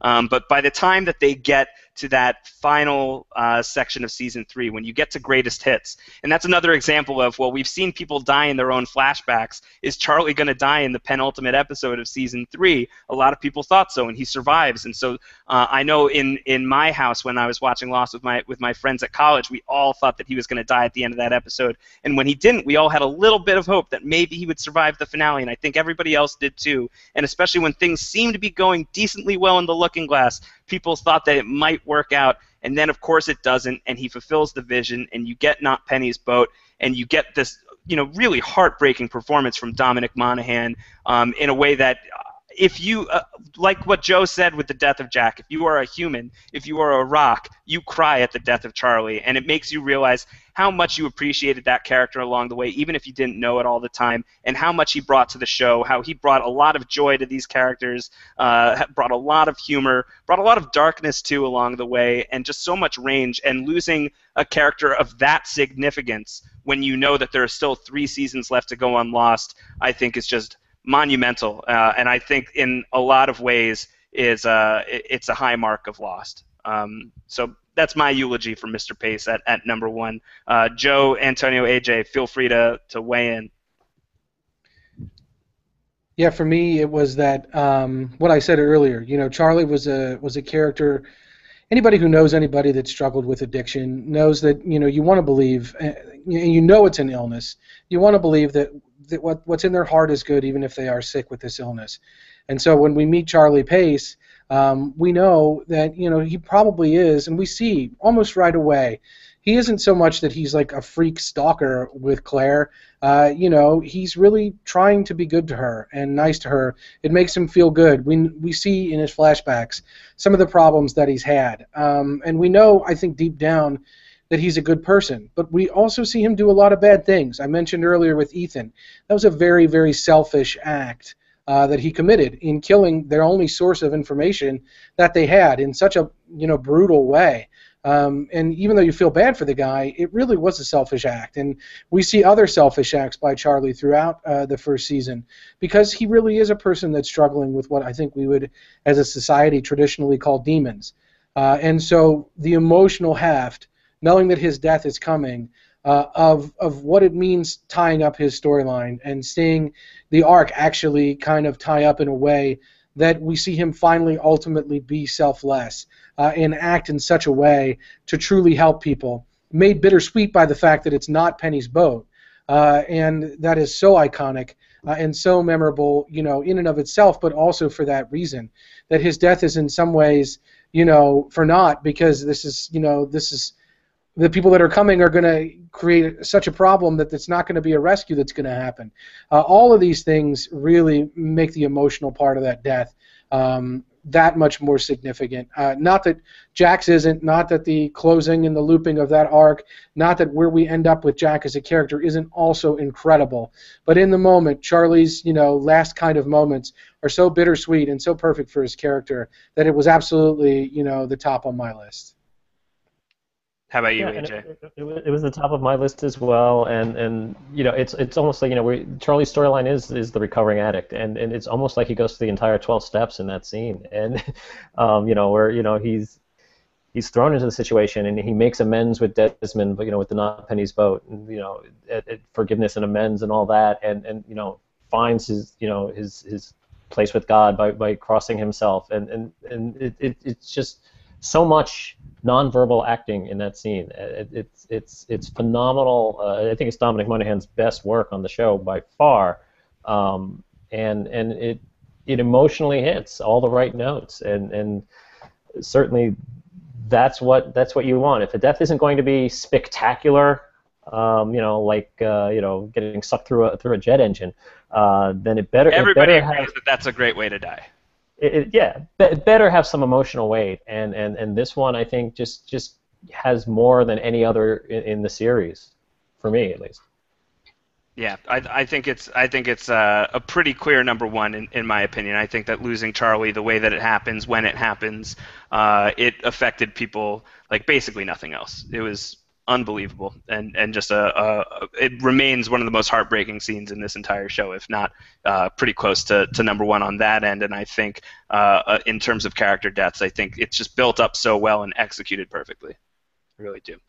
So those are our 23 best deaths of loss. Some you agree with, some I'm sure you don't. We would love to hear your lists. Everybody has their list. Jacob has a list. We have a list. You have a list. We want to know what you guys think about the best deaths on Lost. Please feel free to disagree with us or agree with us. Whatever you want to say. We've got a great comment section that we would love to interact with you guys on. You can follow all of us on Twitter and talk with us about your lists there. AJ is at AJ Mass. Antonio is at AC Mazzaro with 2 Z's, 1 R. Joe is at Joe Opinionated, like opinionated with a J in the front. I'm at Round Howard, like Ron Howard but rounder. We would love to hear from you guys about what you think of the best deaths on Lost. It's obviously a crucial part of the show and something that's very personal and very subjective, so everybody is going to agree or disagree in many different directions. As mentioned at the top of the podcast, we are going to be taking next week off. We are going to be back in 2 weeks. Pegged to the number 42. Exactly what that's going to be, we will leave a little bit of a mystery, but we do want some help from you guys in terms of shaping it. So what we would ask you to do is go to the post-show recaps feedback form. That's postshowrecaps.com/feedback, and let us know about your favorite characters on Lost. Who are your favorites? Who do you like? You can give us top 10s. You can give us top 42s if you'd like.